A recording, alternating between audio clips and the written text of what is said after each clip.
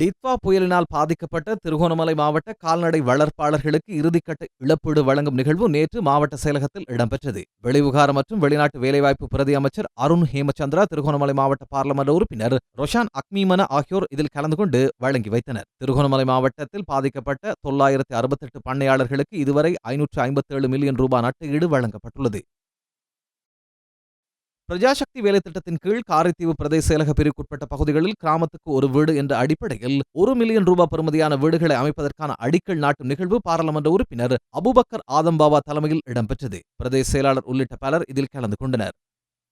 பிரஜாசக்தி திட்டத்தின் ஊடாக வறுமையை ஒழிக்கும் வேலை திட்டத்தை முன்னெடுக்க மருதமுனை தென்மேற்கு பிரதேச சபை செயலக பிரிவில் 48 மில்லியன் ரூபாய் ஒதுக்கப்பட்டுள்ளதாக பாராளுமன்ற உறுப்பினர் கந்தசாமி பிரபு தெரிவித்தார். பட்டிப்பளை பிரதேச பிரஜாசக்தி உறுப்பினர்களுடனான கலந்துரையாடலின் போதே அவர் இவ்வாறு குறிப்பிட்டார்.